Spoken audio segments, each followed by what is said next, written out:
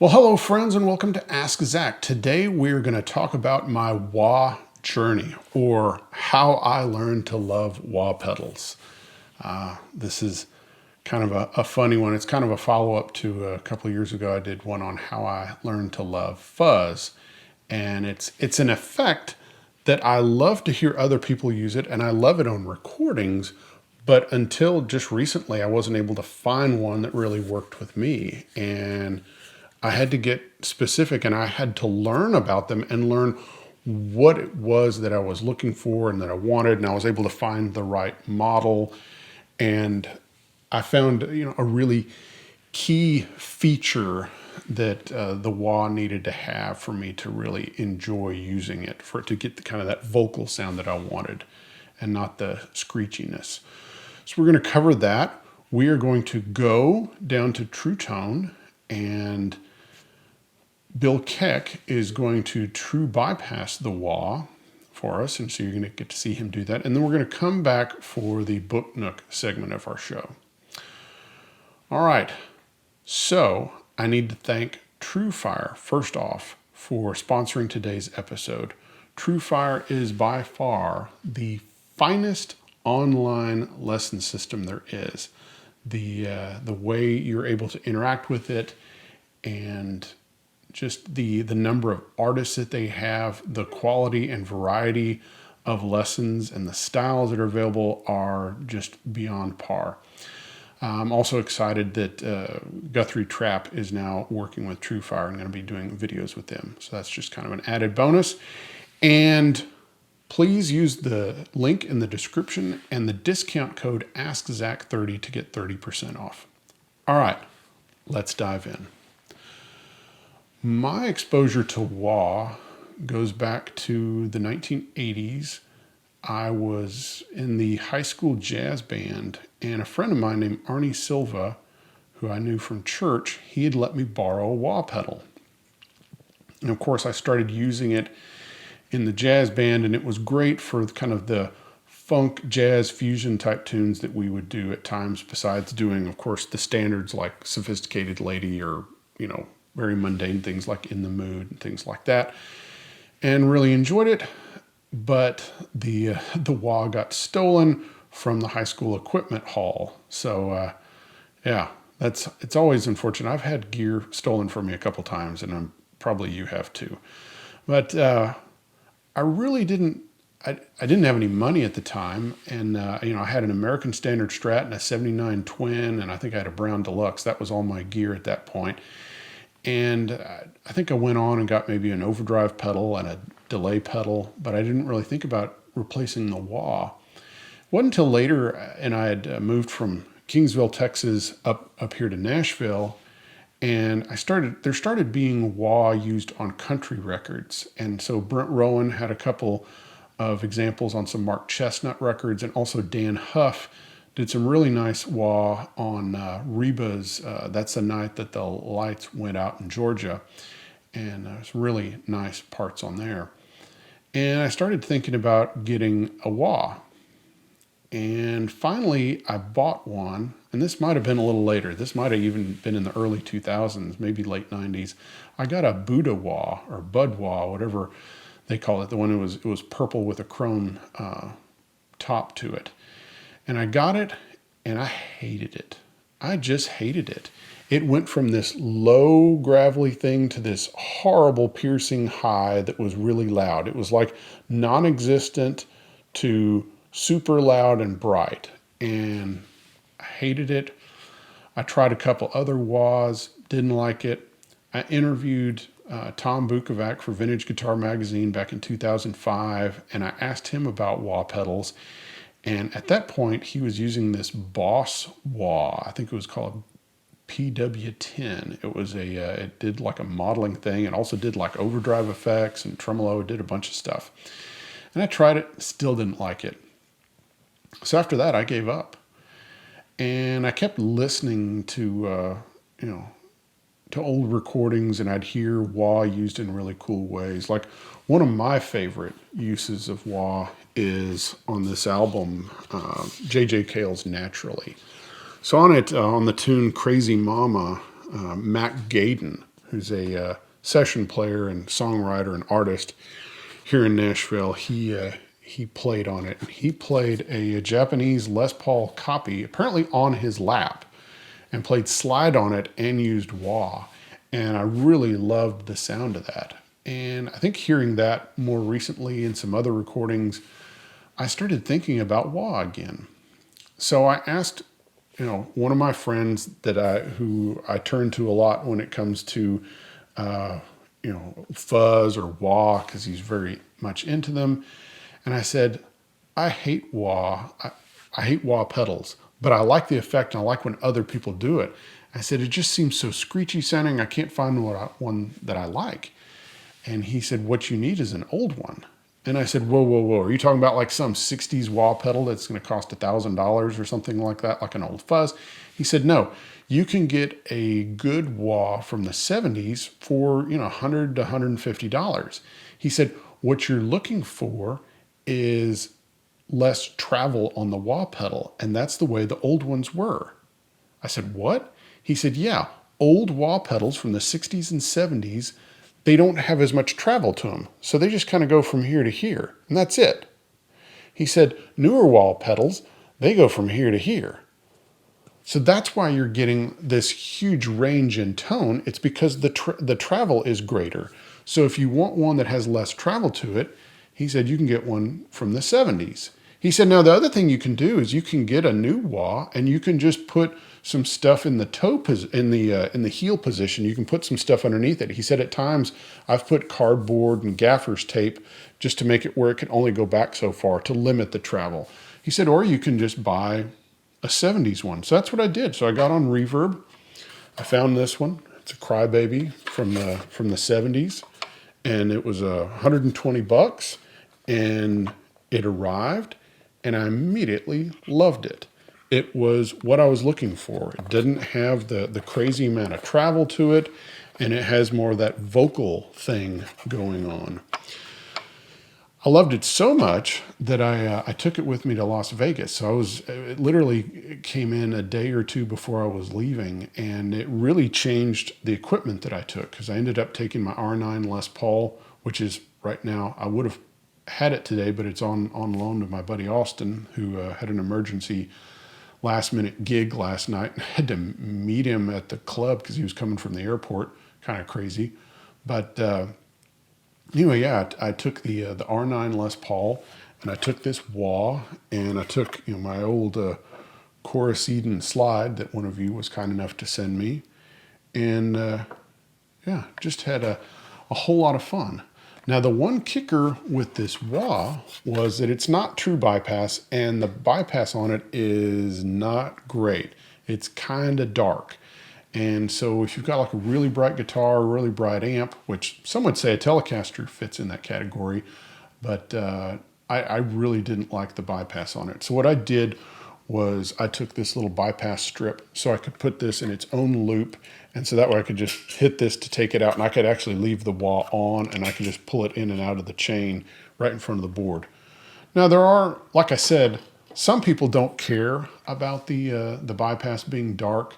I think including like Eric Johnson. I believe he likes the darkness just on that Marshall channel. He wouldn't want that on his clean sound, but a lot of guys will put a true bypass switch in there, and in fact that's what we're going to do in a moment or two. We're going to go down to True Tone, and Bill Keck's going to put he's going to rewire it and put a new switch in there. But there are some that also will just put one of these on their board, and they'll make sure there's a buffer in front of it. And it makes me think of a story from Bob Weil, the owner of True Tone. He told me that back in the 90s, he made his first outboard buffer in the mid 90s for Neil Zaza. He was complaining about the tone loss or tone suckage with the wah he was using. And so they put a buffer in front of it, and that fixed it. And that is a good way of addressing it. You don't have to go true bypass. But the reason I wanted to is because I'm not going to put this on my pedal board. This is something I want to be able to add when I need it, and I want to be able to put it first. And I don't want to have to try to put another pedal in front of it because I already have my board behind it. So we're going to true bypass this thing. So, all right. So let's head on down to True Tone, and then we'll come back with the Book Nook segment. All right. Zach wants to get his wah-wah on. So we're going to do the true bypass mod on this old crybaby. And let's get started. Get the back off. See what we got here. I don't recall doing this particular mod. If I have, it's been a long time. So I'm literally going to follow step by step. It's a very simple process. And we'll go one by one. There's the guts of that baby.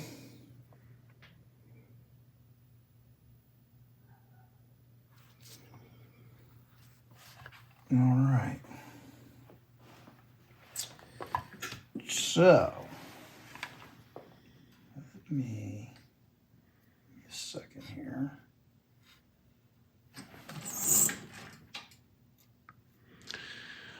Bill does all the repairs here at True Tone, and so if you ever send in a One Spot Pro or a pedal, most likely Bill has repaired it, and it's wonderful having him here, and then of course getting to rope him in to do some work for me every once in a while is very nice also. So. All right, let's make sure, since our color code is different than the instructions I've got, this is more similar to the other one I've got, but I just want to make sure, because first thing we'll tell you is to remove a green wire. Obviously there's no green wire here, but the process will be the same, but I just want to make sure we know which one we're going for. So we'll find out which one is the tip. The input, because if you see, the input jack goes straight through the board at all times, then the switch just cuts the circuit in and out. What we want to do is, with the true bypass switch, have it pass through straight when it's not engaged, input to output. So.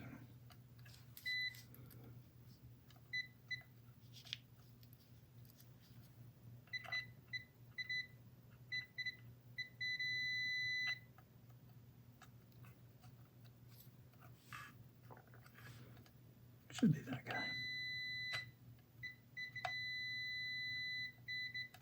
Okay.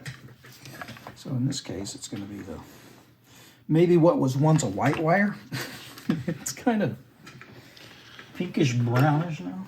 So Bill was testing continuity to make sure that he's going to be pulling the correct wire. Yeah. Like I said, on my old one, which the instructions go to, there's a green wire that goes to the board, and it's got this little quick connector. So I don't know what year yours is. This is 80s-ish.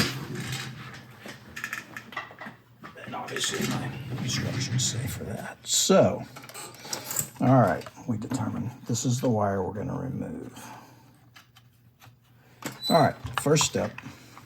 Let's get the battery out so it's not clanking around in there. We desolder the wiring from the existing switch.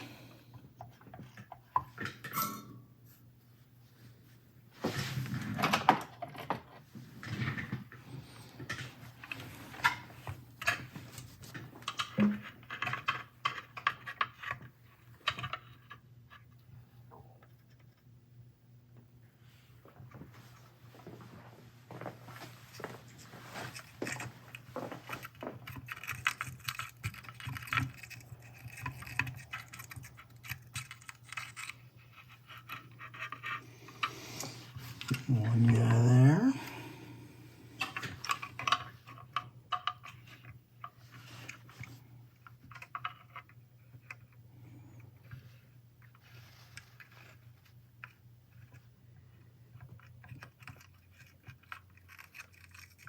Try not to breathe too much of this old solder. It had a little more lead content.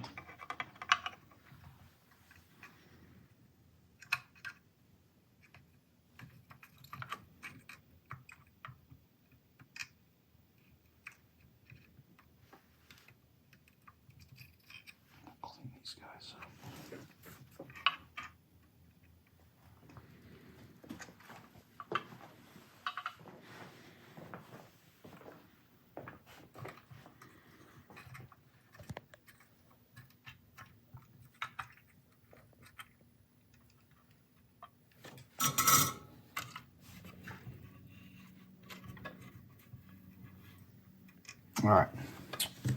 And we're going to take this old switch out. This is a number 14 Allen wrench. Should fit on that nut pretty well.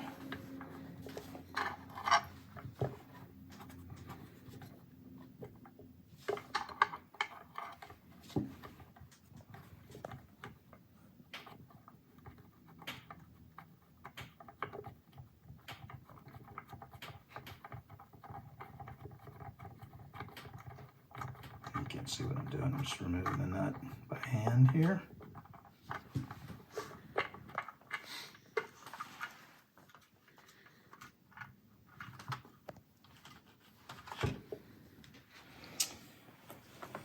All right, so we're going to want to make sure that the nut on the bottom gives you about the same thread sticking up, because you don't want it to engage differently.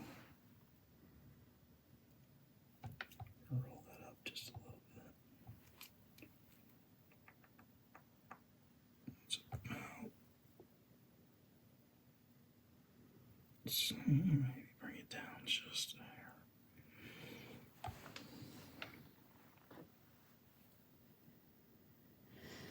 Actually, you know what? We're going to take that finish and we're going to use that on the top. So we'll bring this guy up.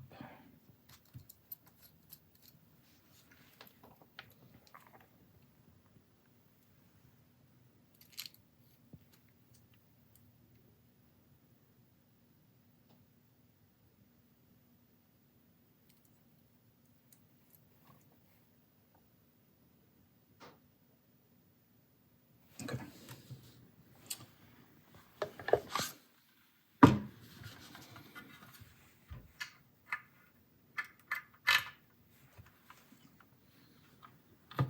Gonna slide right back in, get the nut back on.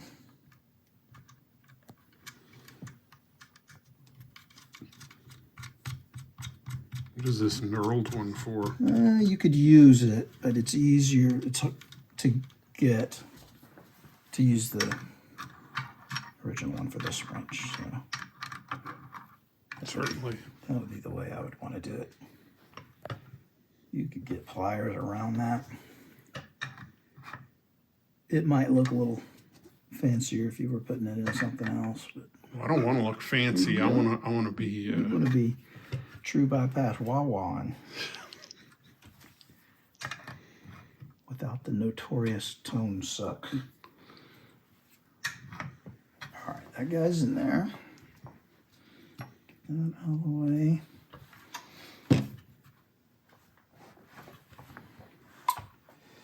All right, now we're going to remove this wire that goes from the input jack to the board. And it gets removed. So I literally could remove it from down there, because it will no longer, the input jack will no longer go to the board. It will go directly to the switch. I may remove it, but I may just cut it off, shrink wrap it, tape it off, you know, tuck it in.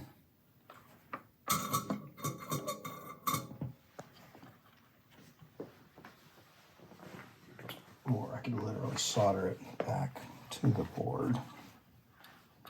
But yeah, it's going to be totally unnecessary to have that wire connecting to the board now. So you can totally remove it. When it's on the quick connector, that's not so easy. But Because this is an old school one. this is a little older, yeah. All right, we'll deal with that at the end. All right, so now we need a new wire.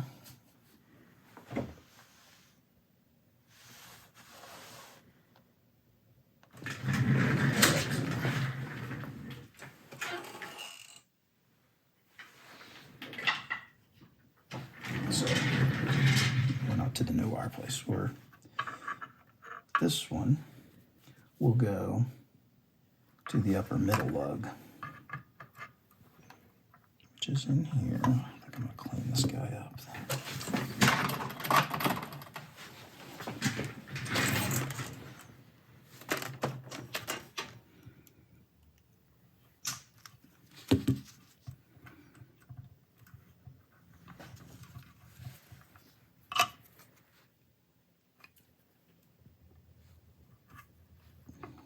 Always want to have a good mechanical connection and not just rely on the solder.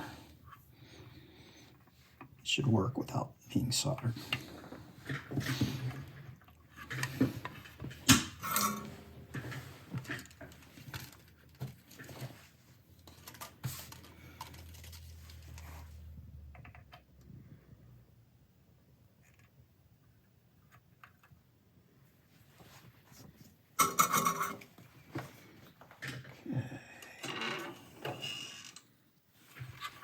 Now I'm going to clean these guys up because they...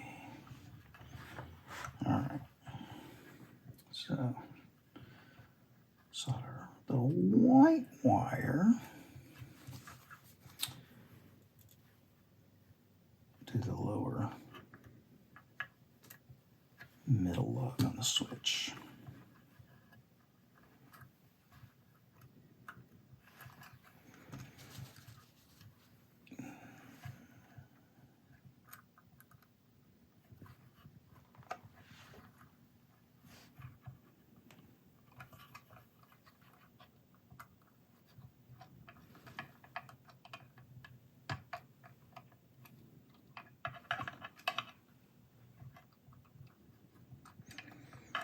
Come on, get out of the way there. Thank you.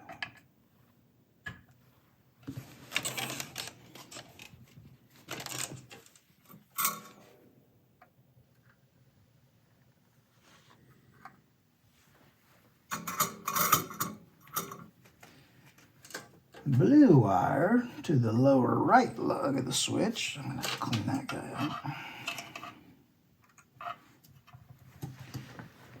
It's a gray wire in here, but it would be the blue wire on my old.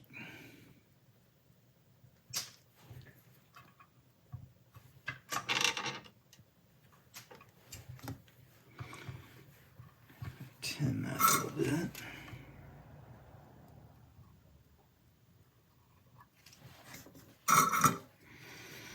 Where does it? The lower right lug.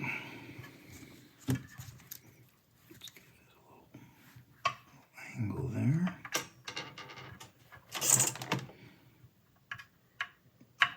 Hopefully my magnifier isn't in your way there. We can see.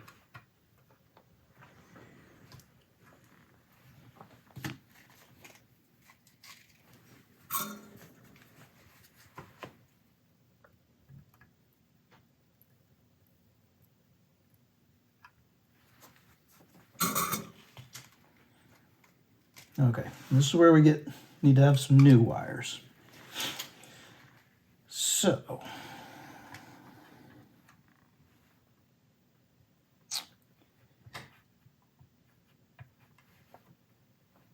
this is going to be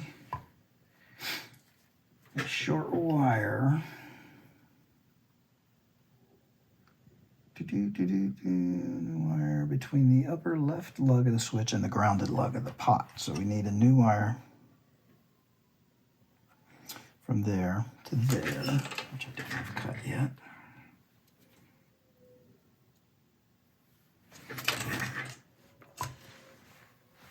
Tin this guy.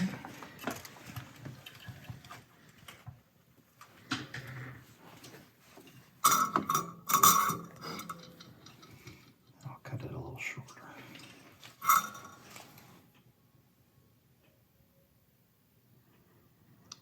That's a handy tool to have there. Have the Third hand. yes for So you're not propping things up. I like the fact that we've got a little bit of a siren and a dog barking in the background. Just kind of makes it more real. The dog starts before the siren usually. The dog hears it before I do anyway. Yeah. Hopefully they're not coming for me.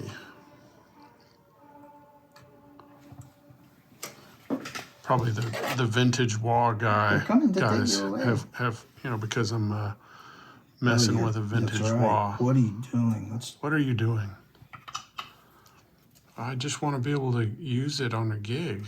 I just don't want it to kill my treble. I like those big old caps on it. Yeah. Yeah, I Those are wasn't fun. expecting to see this.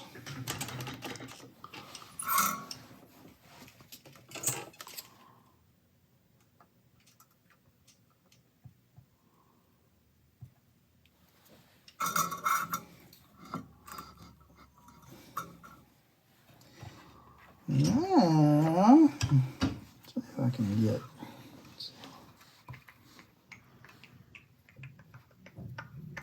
That's going to go to the grounded lug of the pot. Should be that black wire because it goes there. Always a good idea just to make sure. Bill's gonna check continuity again to make sure that we're going to ground, which is what it's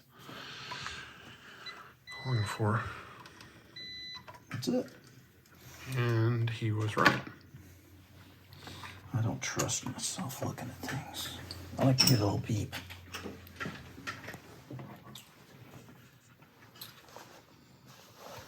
All right. Double check my instructions. New wire between upper left lug of the switch. See, I did the right lug.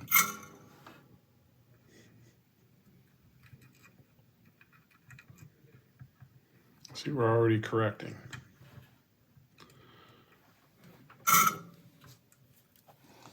So I usually go back a step and make sure I did it right. Remember what I just said about not trusting myself?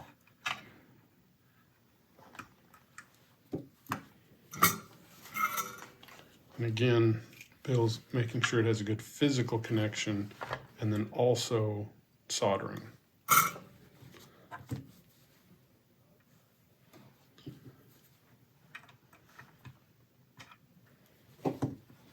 Paul Cochran taught me that. I hear it in his voice. Of Tim and Timmy fame. How long did you work with Paul? 2 years or so at Heritage Amps. Yeah. How long before the Tim pedal and such was that? He was doing it at that time. Okay. Which version of it was I think it? he was finishing out the big box one, The the Tim. double switcher, and kind of transitioning to the Timmy. Was he using? Were they project boxes? Were they painted? They were painted. Okay. Yeah, they had the, they were the purple, and they're actually a little like a python-y kind of look. Yeah. Which he told me is because he loves Monty Python. And that's The Tim and the Timmy pedal are both really great pedals, and the fact that the same guy is making them and been doing it for so long, and it's nice that he's licensed it out to MXR so that they can make more for him, but then he can continue to make the from Nashville version. right. He's just a great guy. Yeah. Very nice guy. And I guess they have the V3 version of the Tim, which is amazing looking. All right, this will be a little trickier.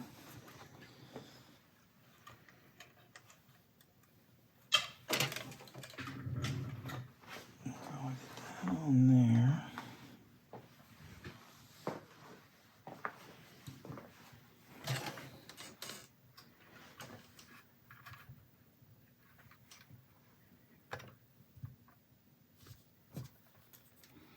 This doesn't have traditional lugs like on the pot.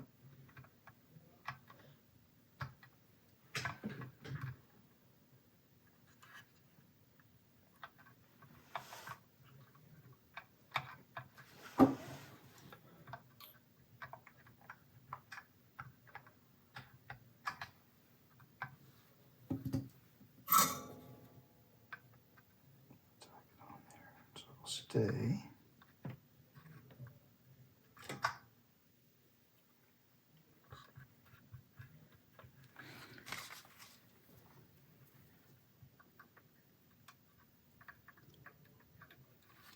At this point, we have one more wire to go. I believe that would do it. Yep.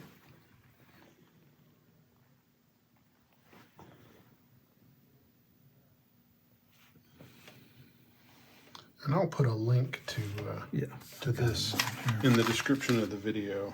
So you've got both the instructions and then a schematic here. All right. And then we're going to have to figure out how we want to secure the old wire there. So we've got a new wire. Tin it. And I'll have to cut one. You know, if it's simpler just to remove it, that's fine. You tell me what's easier, because I don't. You know. Don't plan on putting it back? No. Let me just. I mean, if it's easier to clean it, or if it's easier to. On this one, it's actually easier, probably, just to solder it back to where it went. So I don't know. That's just extra wire in there. Yeah. Let me see if I can. I don't want to cut the old cable ties. There. All right. Let me just remove it right there. Boom. Boom. It's gone. Gone. Now, Old plastic. new wire to the input jack load. Very funky old plastic insulated wire.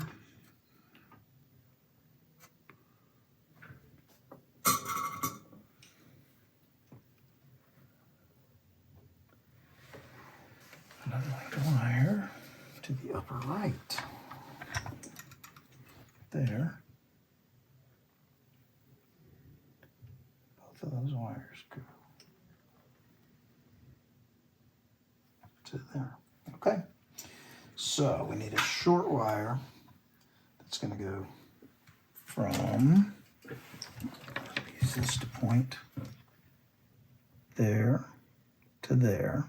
Right. And then the new wire from the input jack also goes there.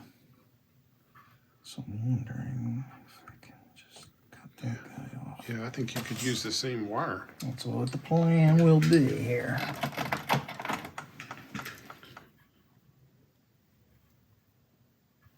Make sure. Okay. We're about to find out anyway. Of course, a very handy tool, the wire stripper. A stripper. Of course, this braid stuff is invaluable for doing any type Definitely. of soldering. Cleaning up the old solder.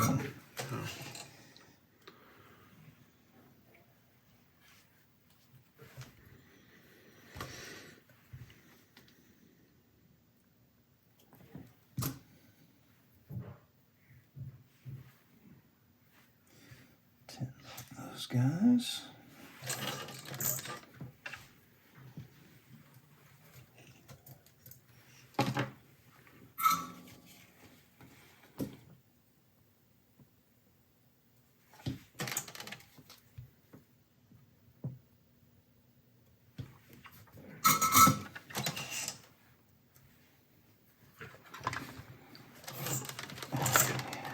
Since I've got solder on that lug, because I inadvertently put that wire there, I'm just going to go ahead and demonstrate about cleaning it up.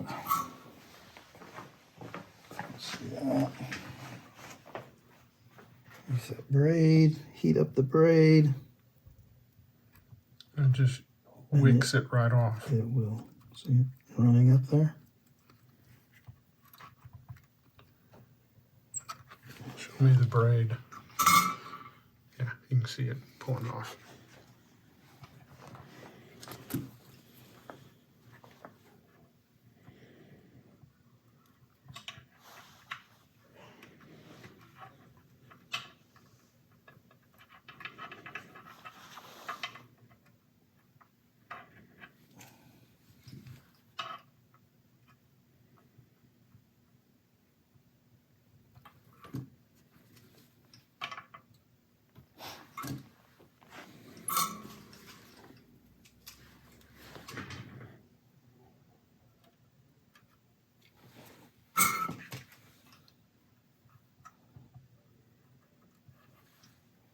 And both of these will go to the lower left lug.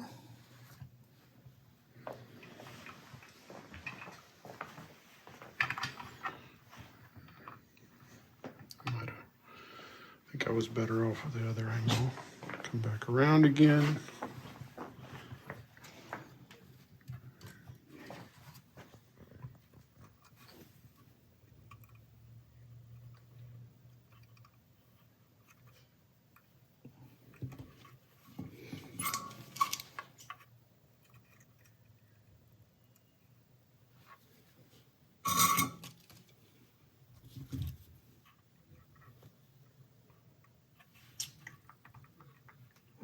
Under this guy.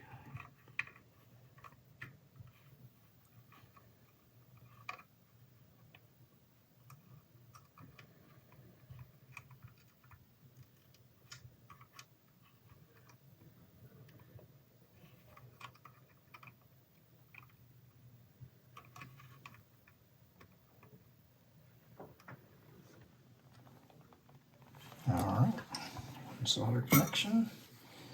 That should be it.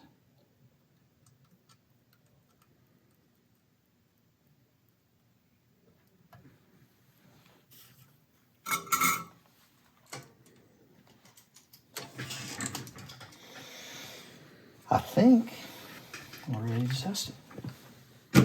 Let's do it.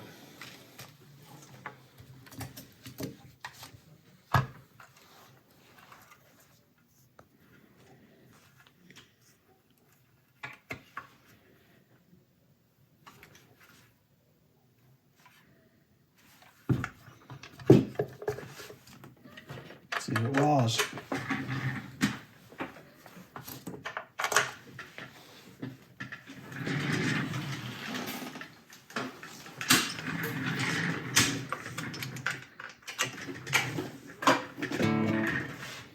Is your treble back?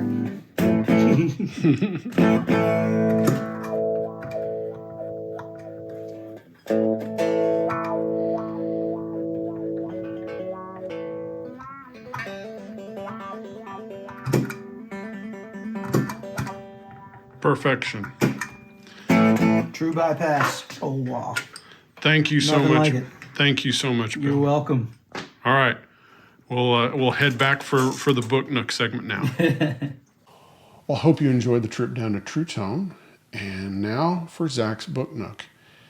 In a couple of our live streams, I've had a lot of questions about 50s and 60s Gibson amplifiers. And this is a subject that it's hard to find information on. So because of that, today I am happy to recommend Gibson Amplifiers 1933 through 2008 by my buddy Wally Marks, or as he's referred to on the book, Wallace Marks Jr. So this is a very well-written, well-researched, well-documented book covering all the classic years and beyond. So it goes all of the amplifiers like from the 40s, the BR1 like old Ray Flack used, or all these other models, all of the amps that are similar to Fender Tweeds, up through of course the all the different models that came out through the 60s and 70s and 80s. You even get the Lab Series amps. You get the Gold Tone amps that were made by Trace Elliott. This is it. So this is by Blue Book Publishing, and it's a great book. So I'll put a link in there, like with Amazon, so you can find this book if you're wanting to get wanting to be in the know on Gibson amplifiers. All right, guys. Well, thank you so much for watching today, and thank you to TrueFire for sponsoring it.